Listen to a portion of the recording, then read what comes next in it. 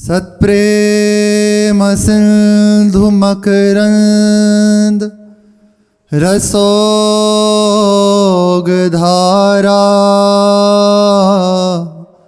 सारा नजस्रमवितः स्रवदाश्रितेषु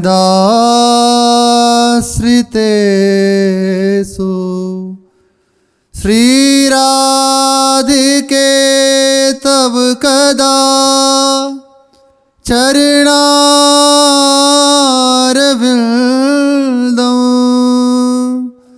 गोविंद जीवन धनं शिरसा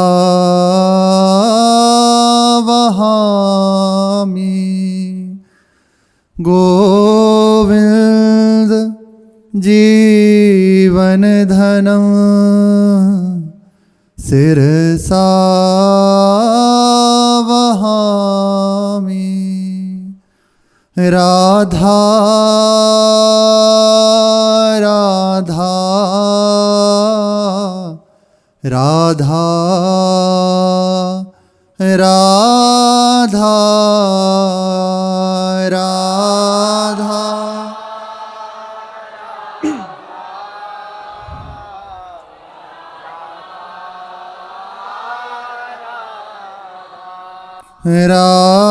राधा राधा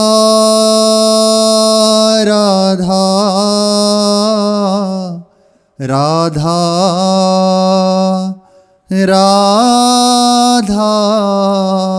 राधा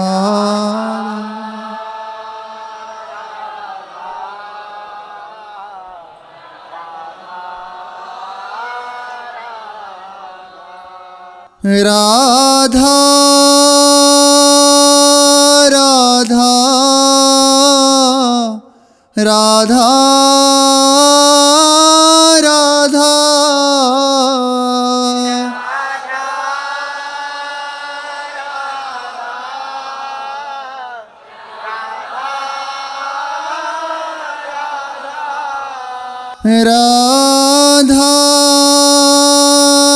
राधा राधा राधा राधा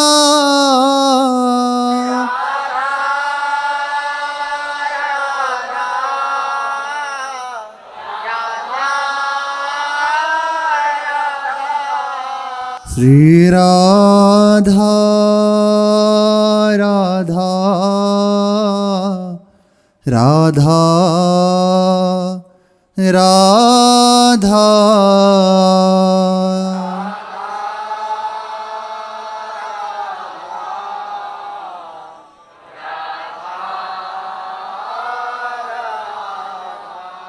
श्री राधा वल्लभ लाल की जय।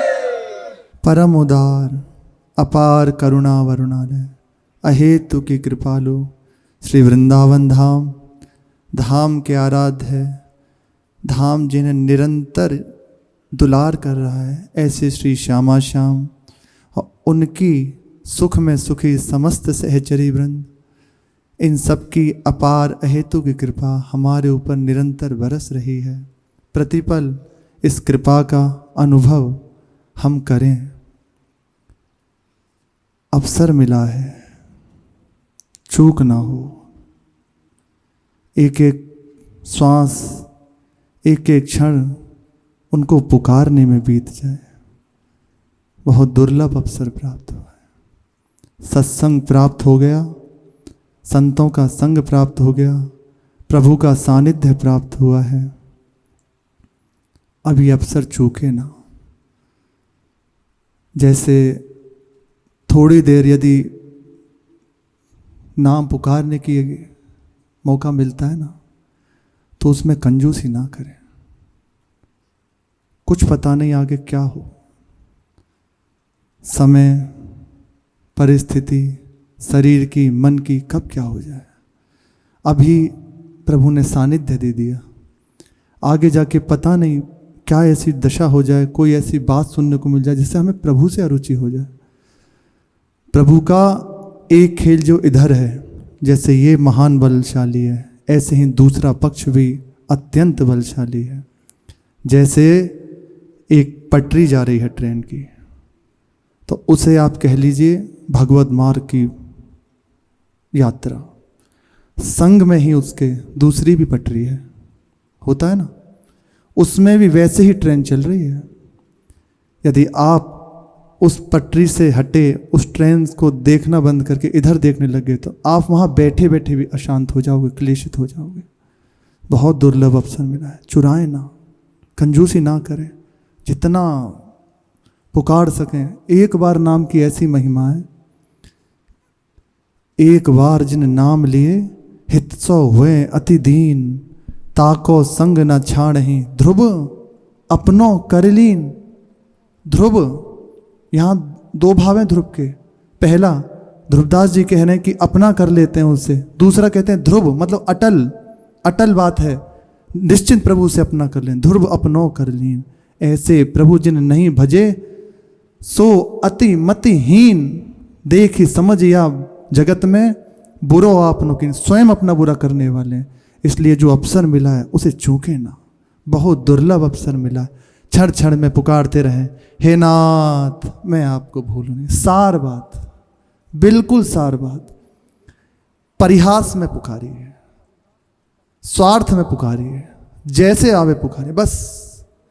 अरे किसी को जैसे परिहास करते हैं ना, राधे राधे, तो इसी तरह से हे नाथ मैं आपका, हो गए उनके तो हैं ही, स्वीकृति करने की आवश्यकता है। बस स्वीकृति हो गई, महान आनंद का प्रारंभ हो गया, होगा नहीं, हो चुका। अब जैसे जैसे स्वीकृति गाढ़ होती चली जाएगी, ये अनुभव होने लग जाएगा, मैं प्रभु का हूँ, प्रभु के सिवा मेरा कोई नहीं। इसलिए जब अवसर मिले प्रभु के सामने बैठें, देखें हम अपने हृदय को।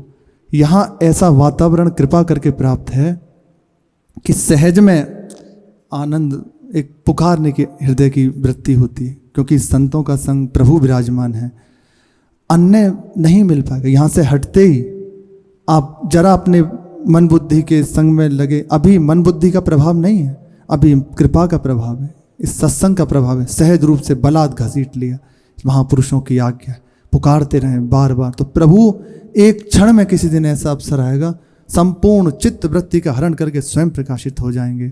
पूज्य श्री राम सुखदास जी महाराज आज्ञा कर रहे हैं, कैसे जीव का कल्याण हो, कैसे जीव का मंगल हो, जिस स्थिति में है, जिस दशा का है, जिस भाव का है, कैसे वो उस तत्व को प्राप्त हो जाए। इसी बात में रात दिन इनका चिंतन। हर महापुरुष की ऐसी दशा होती, कैसे सुख पहुंचा दूं। पूज्य महाराज जी महान कष्ट शरीर में होते हुए भी बस इतना है कि हमारे को देख के यदि किसी को सुख मिलता है तो हमें कोई कष्ट मिले इसकी कोई बात नहीं। सुबह से 1 बजे से निरंतर भागते रहते हैं, 10-11 बजे तक सबको सुख मिले, सब प्रसन्न रहें। कहीं मेरे को कष्ट है, कोई दिक्कत नहीं, सब सुखी रहें जो भी आए। किसी का हृदय इस भावना से दुखी ना हो कि मैं कैसे इनको कुछ पहुँचाऊँ, मेरे द्वारा सबको सुख मिले, सब आनंदित रहे। बोले और हमें तो ये तो उनकी करुणा है, कृपा है, वो दैन्यता का कराते हैं। कह रहे हैं कि मेरे में इतनी सामर्थ्य नहीं कि मैं क्या कर सकूं इनके लिए, इनकी श्रद्धा को। ये उनकी उदारता है, नहीं तो उनकी एक एक दृष्टि पर करोड़ों प्राण न्यौछावर हो जाए। एक एक बात पर वो एक बार देख लेना मुस्कुरा के, बस अब बाकी क्या रह गया। पर हमारी ऐसी श्रद्धा नहीं बन पाती, हम अपनी अनुकूलता के कारण समझ नहीं पाते। हमारी जितनी अनुकूलता बनती है उतने तो वो हमारे या हम उनके, और जहाँ हमारी अनुकूलता में बाधा हुई वहाँ बस हृदय अलग होने लग जाता है। यही कारण होता है महापुरुषों के सानिध्य में रहकर भी उनकी प्राप्ति नहीं हो पाती, उनको जान नहीं पाते।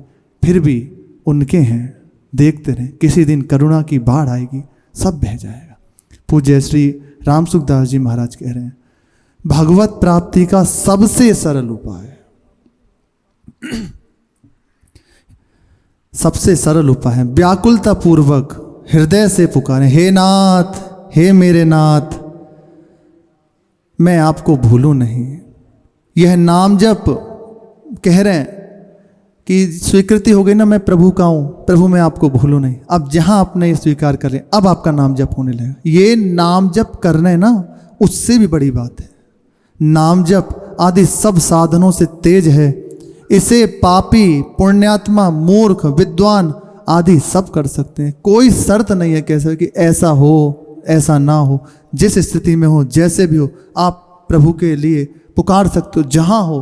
कोई नियम नहीं है, कोई काल की अवस्था नहीं है। ज्ञान योग, कर्म योग, भक्ति योग आदि कोई उपाय समझ में आए ना आए, कोई आवश्यकता नहीं, कोई जरूरत नहीं है। सहज भाव से बस इतना पुकार सकते हैं, हे नाथ, हे मेरे नाथ, मैं आपको न भूलूं।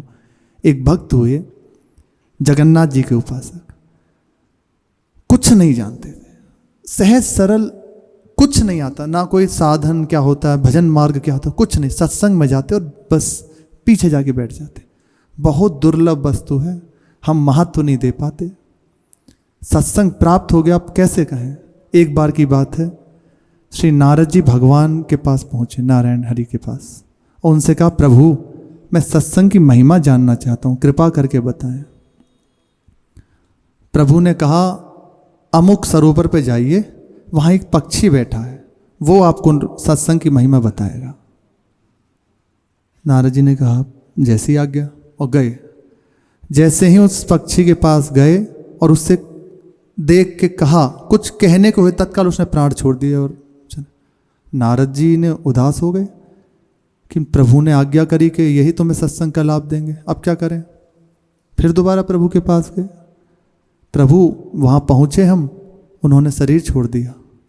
बोले कोई बात नहीं, अमुक जगह एक पृथ्वी तल पे बताया कि अमुक स्थान पर एक बछड़ा है, उसके पास जाओ, वो तुम्हें सत्संग देगा। नारद जी समझे कि प्रभु का कोई खेल है, वो कोई लीला करना चाहते हैं, आज्ञा की और चल दिए। वहाँ जाकर जैसे ही बछड़े के पास गए, बछड़े ने शरीर छोड़ दिया। नारद जी को बड़ा कौतूहल हुआ कि जिसके पास जाता हूँ शरीर छोड़ देता है। बोले मैं जाऊँगा ही नहीं किसी के पास, और सीधे नारायण प्रभु के पास गए और कहा, प्रभु आपने पक्षी के पास भेजा, उसने भी प्राण छोड़ दिए। अभी मैं उनके पास गया, जो बछड़े बताए आपने, उसने भी देखते ही प्राण छोड़ दिए। बोले तुम एक जगह, बोले प्रभु आप ही कृपा करें, अब मैं कहीं नहीं जाने वाला, आप ही बता दें। बोले नहीं नहीं, हमारे कहने से एक बार और चले जाओ, अब निश्चित तुम्हें सत्संग की महिमा पता चल जाएगी उससे। नारद जी ने कहा ठीक है। बोले हम पृथ्वी में बताया कि उस स्थान पर उस देश का राजा का पुत्र अभी नवीन अवस्था का है, जिसका राज्याभिषेक होने वाला है, वहां जाओ। गए नारद जी। नारद जी को देखते ही उसने भी शरीर छोड़ दिया, तत्काल रोक लिया, रुक जा। जो उसका जीवात्मा थी, रुक जा, कहाँ जा रहा है। उनने कहा मैं परमधाम जा रहा हूं अब। बोले मुझे प्रभु ने भेजा है। बोले प्रभु मैं जानता हूं। बोले आपको प्रभु ने सत्संग की महिमा बताने के लिए भेजा है। बोले सबसे पहले आप पक्षी के पास पहुंचे सत्संग की महिमा जानने के लिए ना, तो प्रभु पक्षी के रूप में मैं ही था। उस महान नीच योनि से मुझे आपका सानिध्य एक क्षण का हुआ, मेरी योनि छूटी और मैं उच्च योनि में, बछड़े की योनि में पहुंचा। बछड़े की योनि में जो ही आ पाए, तत्काल मेरे अशुभ नष्ट हुए, सारे कर्म नष्ट हुए, मैं इस मनुष्य शरीर में आ गया। शुभ और अशुभ मिलके मनुष्य शरीर मिलता है, तो अशुभ और शुभ बराबर हुए, मनुष्य शरीर प्राप्त हुआ। और यहाँ आपको देखते ही, दर्शन करते ही मेरे समस्त कर्म बंधन नष्ट हो गए। अब मैं परमधाम जा रहा हूँ, अब मेरा आवागमन मुक्त हो गया। ये सत्संग की महिमा है। अब प्रभु के पास नित्य जा रहा हूँ। प्रभु के पास गए और कहा, प्रभु मैं जान गया जो आप मुझे बताना चाहते थे। सत्संग के एक क्षण के सत्संग के मात्र एक क्षण, कछ कहा नहीं, केवल जाके खड़े हुए हैं और उसकी परम गति प्राप्त हो। और हमें तो प्राप्त रूप में सत्संग का श्रवण करने को मिल रहा है। बहुत महिमा है, बहुत ध्यान से इसमें थोड़ी देर प्रमाद आदि छोड़ दें, उतना पाएं, उतना सहज अपनी दिनचर्या रखें जो आपके दिनचर्या में परेशानी ना हो, इतना अधिक ना पाएं। ज़्यादातर परेशानी ये पा लेने से होती है। दबा के पा लिया, अब झमाई आ रही है, चित्त नहीं लगेगा। थोड़ा सतोगुणी, यदि इसका आनंद लेना है, चित्त को सतोगुणी कीजिए, रजोगुणी तमोगुणी वृत्ति दबें, तब जाके थोड़ा सा हृदय में समझ में आने लगेगी ये वार्ताएं, तो आपका चित्त भटकेगा नहीं, एक एक बात लगेगी कि हाँ अद्भुत है। चर्चा तो प्रभु की है ना, कोई कर रहा हो, नाम तो प्रभु का सुन रहे हैं ना, नहीं समझ में आ रही तो अपने चिंतन में बैठे हैं, समाज तो मिल रहा है ना, इसलिए कहीं कोई तर्क वितर्क नहीं, सहज भाव से स्वीकार कर दीजिए। कब कौन सा ऐसा शब्द मिल जाए जो आपको अपनी धरा से उठा के बहुत उच्च स्थिति को प्राप्त करे। एक सत्संग की महिमा है, ये समस्त साधनों से भी बहुत बढ़ के, साधन में ऐसे नहीं, कितने समय तक साधन करने के बाद हृदय में आती है बात मैं ऐसे चलूँ, तब कहीं बात। और सत्संग में सहज जो अनुभव में आ रहा है वो सहज रूप से प्राप्त हो जाता है। वो देख रहे हैं ना अपने जीवन को, चल रहे हैं ना वैसे, वो बात एकदम आपके सामने आ गई। पर हमारी धरा ना होने के कारण, हृदय की अवस्था ना होने के कारण हम जान नहीं पाते, उस बात को पकड़ नहीं पाते। प्रभु के प्रति हमारे हृदय में मिलने की चाह ना होने के कारण, प्राप्ति की चाह ना होने के कारण हम उस बात को समझ नहीं पाते। लेकिन फिर भी प्रभु ने सानिध्य दिया ना, पूर्ण रूपेण लग के, बस जैसे प्रभु के। तो वो जो जगन्नाथ जी के जो जगह पर रह के सत्संग सुनते थे, जो एक सत्संगी हुए, वो भक्त पीछे बैठ जाते, बस सत्संग होता। और एक बात उसमें सत्संग में हुई, हे नाथ मैं जैसा तैसा, हे हरि मैं जैसो तैसो आपको, हरि में जैसो तैसो तेरा। बस ये बात, कुछ और समझ में आया नहीं आया, बस ये बात पकड़ ली। तो अंदर विचार हुआ मैं कुछ कर तो सकता नहीं, मुझसे कुछ होता भी नहीं, ये बात ठीक है, मैं उठते बैठते ये तो कह ही सकता हूँ, हरि में जैसो तैसो तेरा। बस अब यही धुन लग गई उनके अंदर, गाय चराने जाते और बस जब सत्संग मिलता मिलता बस अंदर यही बात, यही नाम जब, हरि मैं जैसो तैसो तेरा। और कभी कभी एकदम आंतरिक पुकार पर, हे हरि मैं जैसा तैसा तेरा। प्रभु ने स्वीकार कर लिया। वो तो सच्ची बात है, प्रभु के हैं, स्वीकृति की आवश्यकता है। जहां स्वीकृति बदली वहां जीवन में वो आने लगता है, हमारे हृदय में दिव्य स्थिति प्राप्त होने लगती है, हमें प्रभु के अनुभव होने लगता है। हमारी स्वीकृति के कारण, मार्ग में चलने के कारण चल रहे हैं, पर अनुभव ना होने के कारण केवल स्वीकृति है। स्वीकृति की हुई है, मैं संसार का हूँ, भोगों का हूँ, घर का हूँ, गृहस्थी हूँ, तो फिर रंग नहीं आएगा आप भजन साधन में चलते हुए भी, और कुछ नहीं बनता। अंदर बात आ रही है ना, मैं प्रियाजू का हूँ, श्री जी मेरी है, जैसा हूँ, तो दिन पे दिन रंग बढ़ने लगेगा, दूसरों को सुख पहुंचाने वाले बन जाओगे। अब ये बात जब उनके हृदय में बढ़ने लगी तो अब निरंतर चिंतन प्रारंभ हो गया। इसी बात से वो जानते नहीं कि चिंतन क्या होता है, बस जैसे प्रभु हैं, जगन्नाथ जी का दर्शन। और एक दिन अवसर मिला जगन्नाथ जी की रथ यात्रा करने को, साक्षात जगन्नाथ जी का दर्शन। रथ यात्रा में जो विराजमान है साक्षात ही है, पर इन्हीं नेत्रों से साक्षात देखा कि प्रभु सामने विराजमान है, और देख के कट गया सब महाप्रेम। जब लौट के आए तो ऐसी अवस्था कि उनकी जो गृहिणी थी वो देख रही हैं, अब बैठा सामने प्रसाद दिया पाने के लिए, थाली रखी है, तो काली दाल और चावल, अब दाल चावल नहीं दिख रहा, दिखाई दे रहा जगन्नाथ सुभद्रा जी बलदाव जी विराजमान है। घंटों तक इसी अवस्था में अश्रु चल रहे हैं, केवल इस बात अंदर से पकड़ ली, हे हरि मैं जैसो तैसो तेरा। महान दिव्य संत हुए, दर्शन करने संतों की भीड़ लगने लगी उनके। इसलिए बाबा कहने सहज भाव से स्वीकार कर लो, प्रभु मैं जैसा हूँ आपका हूँ। मंत्रों में, अनुष्ठानों में उतनी शक्ति नहीं है जितनी शक्ति प्रार्थना में है। प्रार्थना जब हार जाते हैं ना, इन सब में बल की आवश्यकता, अनुष्ठान करने में कर सकता हूँ, मंत्र जप के कुछ प्राप्त कर सकता हूँ, और सबसे हार के केवल प्रार्थना, प्रभु आप कुछ नहीं कर सकता, केवल आपका हूँ, स्वीकार कर लीजिए। जहाँ बात हुई प्रभु बहुत जल्दी इस बात को सुनने लगते हैं, मेरा है। अब पूर्ण भरोसा, पूरा बल उसका, पूरा जिम्मेदारी स्वयं प्रभु ले लेते हैं। हे नाथ, हे नाथ पुकारो, सब बीमारी, आफत, शंका मिट जाएंगी। इससे ज़्यादा क्या चाहिए आपको?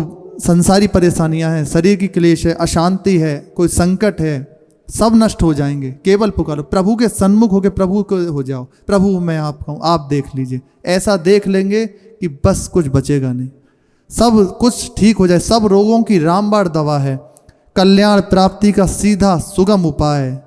भीतर से व्याकुलता पूर्वक क्षण क्षण में पुकारते रहो, हे नाथ मैं आपको भूलूं नहीं, मैं आपका हूँ, आप मेरे हैं। ऐसी पुकार भगवान को द्रवित कर देती है। ऐसी पुकार यदि एक बार हृदय से आप बार बार करें तो एक बार ऐसी पुकार रो के जहाँ हुई, प्रभु द्रवित हो जाएंगे। पुकार जल्दी भगवान तक पहुँचे, और ऐसी पुकार बहुत जल्दी प्रभु सुन लेते हैं। कलयुग में बचना चाहते हो, हरदम भगवान को पुकारते रहो, हे नाथ, हे मेरे नाथ, मैं आपको ना भूलूं, आप मेरे हैं प्रभु, मैं जैसा भी हूँ आपका हूँ, आप देख लीजिए। तो प्रभु ऐसा देख लेंगे कि बस जो इन दिव्य महापुरुषों का हम जीवन चरित्र सुनते हैं, ऐसी स्थिति उनने तो इन महापुरुषों को बनाया है, जहाँ रह के बना दोगे बन जाएंगे। उड़िया बाबा एक बार मधुकरी के लिए गए तो वहाँ देखा एक तेजस्वी घर के बाहर विराजमान है।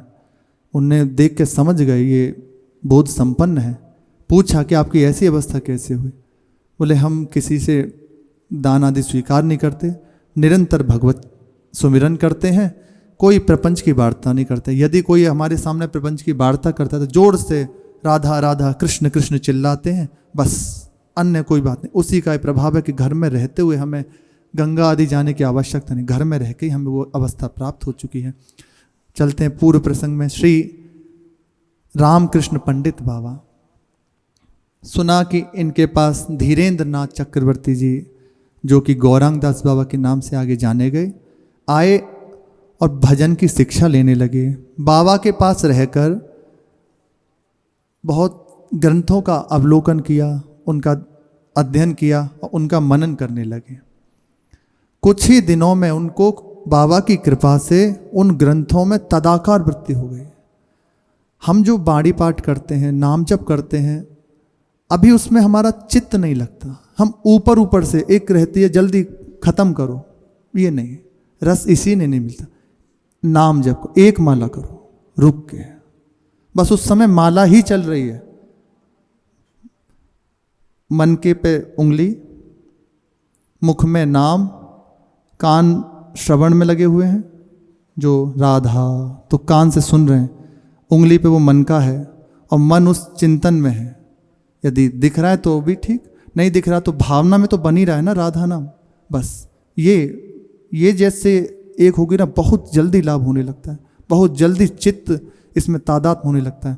मन का उंगली में एक एक मन का, ऐसे नहीं कि वो घूम रहा है, वो गया कौन सा मन का किस नाम पे गया, ऐसा नहीं, एक मन के पे एक उंगली, मुख में नाम उसी पे, और सुमिरन में, और कान से सुनाई दे रहा है। बहुत जल्दी इसमें तादात्म्य प्राप्त होने लगेगा, बहुत जल्दी। तन्मयता ही उपासना की सिद्धि है, तन्मयता, तन्मया स्थिति।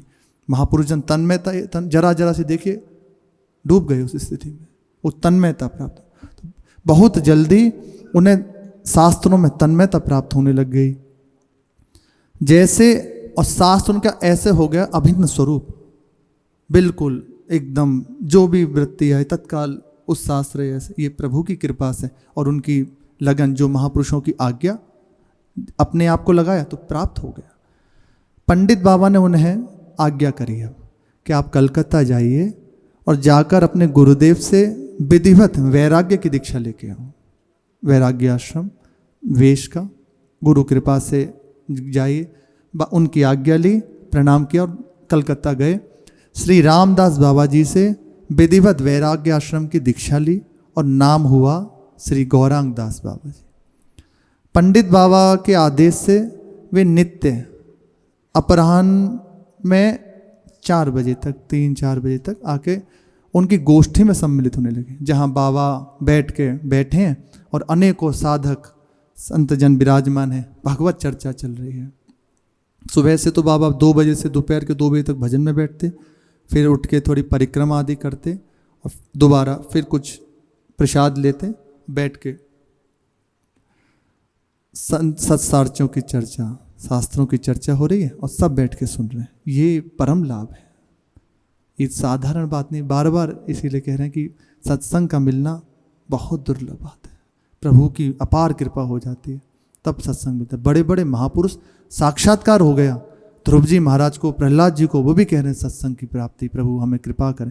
प्रत्यासुर जी जिस समय उनके प्राण जा रहे हैं तो खड़ग जो वज्र है उसमें दर्शन कर रहे हैं श्री हरि का और प्रार्थना करते हुए कह रहे हैं प्रभु मैं आपका हूँ, आप कृपा करें, मुझे अपने प्रेमी जनों का संग दें, उनके संग से आपकी चर्चा करने को मिलेगी। उद्धव जी भगवान के अभिन्न हैं, संग रहते हैं, उनकी झूठन पाते हैं। और जब प्रभु से बात हुई तो प्रभु से एक जगह बात की, बहुत सुंदर बात कहते हैं, श्रीमद् भागवत जी में वर्णन है कि प्रभु हम आपसे एक बात कहें, हमें आपकी माया से भय नहीं है। प्रभु मुस्कुरा दिए, आपकी चर्चा करके, आपकी झूठन पाके, आपका प्रसादी वस्त्र पहन के, आपका कीर्तन करके, नाच के हम सहज रूप से इस माया से तर चुके, तर नहीं जाएंगे, तर चुके, हमें कोई भय नहीं। इसलिए हमें ये बात नहीं कि आप हमें माया से तार दीजिए, हाँ हमारी इतनी प्रार्थना, जो जीव आपसे दूर है उन पर कृपा करें। बहुत सहज उपाय, सुगम उपाय, सत्संग की प्राप्ति जिसे हो गई, निश्चित आज नहीं तो कल उसका जीवन महान बन जाएगा। बस जो सत्संग में हमें सुनने को मिलता है उसे जीवन में उतार ले तो बहुत जल्दी लाभ हो जाएगा। तो उन्हें सब विराजे हुए हैं और सत्संग की चर्चा होती।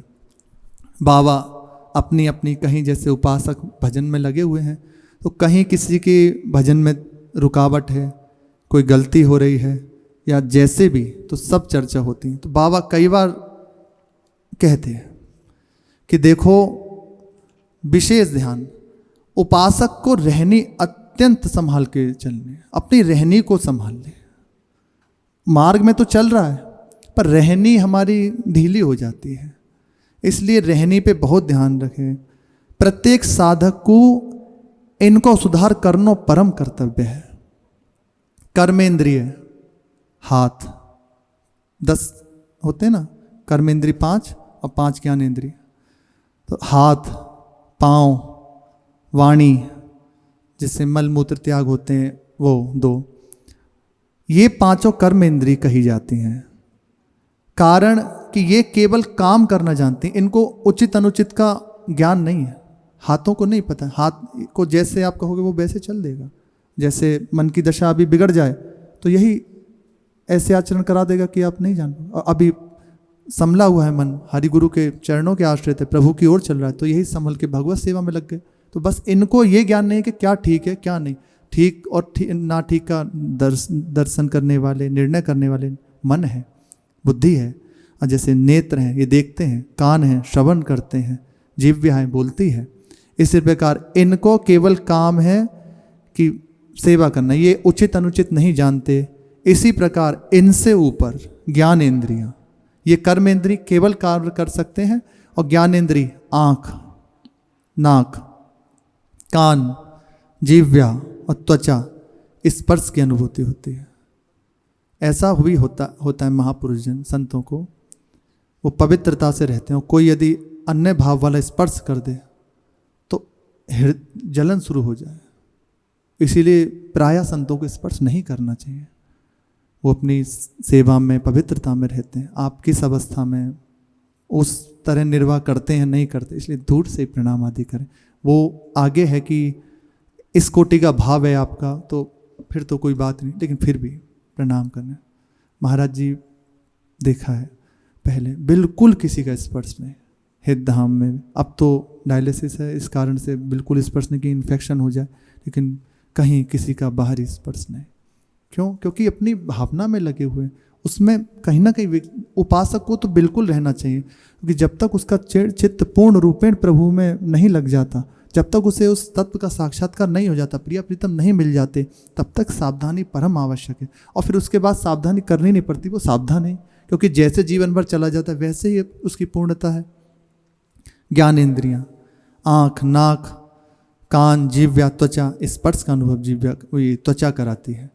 जिह्वा बता मुख से एक तो बोलने का कार्य करती है, दूसरा स्वाद लेती है, अच्छे कैसा है, खट्टा मीठा आदि जैसा भी हम पाते हैं। कान से श्रवण सुनने को मिलता है। आप चाहो तो इनको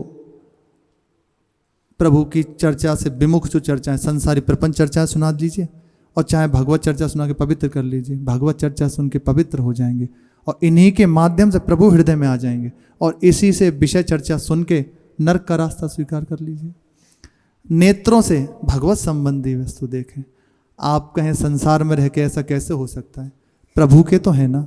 सब कार्य जब प्रभु के लिए किए जाते हैं तो बस आप जो कार्य करें प्रभु के लिए, आप कुछ बाजार में लेने जा रहे हैं तो भावना कीजिए मैं अपनी श्री जी की सेवा के लिए लेने जा रहा हूँ। अब जैसे जो मार्ग में वैरागी संत जन हैं वो भी तो हैं, अपने लिए सब्जी श्री जी के लिए लेने जाते हैं, वस्त्र लेने जाते हैं, तो भावना बन गई ना श्री जी के लिए, तो अब वो दर्शन श्री जी की भावना से हो रहा है, तो वो उनको प्रभु में तन्मय करने वाला बन गया। संसार में अपने लिए करने वाला, वासना की पूर्ति करने वाला महान दुर्गति का कारण हो गया। एक ही बात है, इसलिए ज्ञान इंद्र कहेगी आप देखिए, उचित जो चीज़ देखने की नहीं है, शास्त्र जन संत जन सत्संग में सुना है उसको मत देखिए। नाक से प्रभु की ही सुंदर सुगंध जो इत्र आदि लगते हैं, माला आदि अर्पित होती है, उसकी सुगंध लेने के कारण आँख से प्रभु के संबंधी दर्शन करें। ये पांचों समझ सो काम ले हैं, जानते हैं इनको, इसलिए इनको ज्ञानेंद्रिय कहा जाता है। इनको भले बुरे को ज्ञान होए है, या कारण ज्ञानेंद्रिय कही जाए हैं। साधक को यही परम कर्तव्य है कि इन पांचों को सतत शुभ काम में ही लगावे तथा इनकी सफलता समझे। भगवत सेवा में ही इनकी सफलता, भगवत सेवा में ही। जीव्या से प्रभु का नाम, उनका कीर्तन, उनका जस गायन, नेत्रों से प्रभु के श्री विग्रह का दर्शन, उनके प्रेमी जनों का दर्शन, कानों से प्रभु की चर्चा का श्रवण, हाथों से प्रभु की सेवा, त्वचा से प्रभु के प्रेमी जनों का स्पर्श, उनकी प्रभु का स्पर्श, उनकी सुगंधी जो माला आदि उनको हृदय से लगाना, ये सब प्रभु के लिए लगें। हाथ सदैव सेवा में काम में लगाए रखें, सदैव ये पवित्र होता है। जितना इसको प्रभु की सेवा में, संतों की सेवा में, भगवत सेवा में लगाओ, उन्हें पवित्र हो रहा है। महान इससे अपराध बने हैं, बनते रहते हैं, बहुत इसकी निंदा की गई है शरीर की, बहुत ज़्यादा। आप योग वासिष्ठ पढ़िए, इसकी तो बिल्कुल ऐसी दशा का वर्णन है। श्री भगवान राम वशिष्ठ जी से कहते हैं, कई प्रसंग में चर्चा जब हुई है तो अलग अलग वर्णन, क्या प्रभु इसकी दशा है, और स्वयं हम देख लें क्या है। ये पवित्र हो जाएगा भगवत सेवा से। तो निरंतर बाबा यही अपने उपासकों को संबोधित करते हैं कि आप इन सब विषय में ध्यान रहें। मन में भजन करते हुए कामना न बने कि भजन कर रहे हैं ऐसा हो जाए, तो भजन सत्य है, हो जाएगा। आपने संसारी कामना कर ली, निश्चित पूरा हो जाएगा। भरोसा करके आप चल रहे हैं ना, पूर्ण हो जाएगा। पर साधारण वस्तु में ब्रह्मास्त्र को मच्छर मारने के लिए छोड़ना बहुत मूर्खता है। साधारण चीज़ में इसका व्यय ना करें। भगवान नाम भगवान की प्रसन्नता के लिए, प्रभु की प्राप्ति के लिए, उनसे प्रेम के लिए हो, ना कि हम संसारी वस्तु। अभी सुना ना कि केवल इतना पुकारो प्रभु मैं आपका हूँ, शरीर का रोग ठीक हो जाएगा, आपके शुभ अशुभ जो आपको परेशान करें नष्ट हो जाएंगे, सारे ग्रह ठीक हो जाएंगे, शरीर स्वस्थ हो जाएगा, आदि आदि जहाँ आपको दुख है, शंका है, विपत्ति है, सब मिट जाए केवल इस बात से प्रभु मैं आपका हूँ। श्री एक पद्मनाभ जी हुए, उन्होंने देखा ऐसे निकल के जा रहे थे, वो बहुत उच्च कोटि के विद्वान थे। कबीरदास जी के पास आके प्रणाम किया और कहा कि आप शास्त्रार्थ करना चाहते, तो उनसे पूछा लिख के पढ़े हो कि पढ़ के समझे हो कि समझ के पढ़े हो। अब इस प्रश्न का उत्तर नहीं, शरण में हुए, दीक्षा दी और कहा भजन में लगो। तो एक बार ऐसे करते हुए आ रहे थे दर्शन, गंगा का किनारा था, तो सामने देखा एक कुष्ठ रोगी अपने आप को यमुना वो गंगा जी में कह रहा है अब मैं मृत्यु स्वीकार कर लूँगा, मेरे से सहा नहीं जाता, कोई पास नहीं आता, आदि आदि। उनने देखा ये व्यर्थ में अपने शरीर को छोड़ रहा है। कहा क्या बात है, बताया उसने कि महाराज अब हमसे सहा नहीं जाता, मैं इस रोग को रह के जीवित नहीं रह सकता। कि ठीक है जा। वहीं से कहा बोल, 3 बार कहा राम राम बोल। तो ये पहली डुबकी लगाई तो शरीर का कुष्ठ जाता रहा, दूसरी डुबकी लगाई शरीर पूर्ण स्वस्थ, तीसरी डुबकी जैसे ही नाम लेके लगाई तो कंचन वर्ण एकदम दिव्य स्वरूप होके बाहर निकला और आके उनके चरणों में पड़ा। कहा आप कृपा करके हमें, बोले बस भजन करो। ये बात आकर उन्होंने बताई श्री कबीरदास जी महाराज को कि महाराज ऐसे ऐसे अभी बात हुई। तो डांट लगाई उन्हें कि तुमने 3 नाम व्यर्थ गवा दिए, ये तो नामाभास से ठीक हो जाता। प्रभु तुमने 3 नाम केवल साधारण रोग के लिए 3 नाम व्यर्थ कर दिया, इसलिए सावधान, ये सब ठीक नहीं है। प्रभु का नाम प्रभु से प्रेम करने के लिए, प्रभु की प्राप्ति के लिए, ना कि अच्छा कब तक ठीक रखोगे इसे, कितने दिन ठीक रहोगे, भोगों की प्राप्ति या जो भी प्राप्त हो कितने दिन तक। प्रश्न करना चाहिए अपने से, जो मैं चाह रहा हूँ कितने दिन तक है। बिल्कुल संभल के प्रभु का नाम, प्रभु की प्राप्ति ले। सहज रूप से बहुत सुंदर बात कह रहे हैं, इतना पुकारते रहो, जहाँ जब प्रभु कह दो प्रभु मैं आपका हूँ, आप देख लीजिए सब कुछ ठीक हो जाएगा। बिल्कुल आप भी नहीं जान पाएंगे कब ठीक हो गया।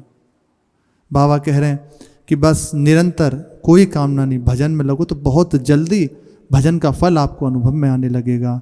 शेष चर्चा आगे। श्री राधा वल्लभ लाल की जय।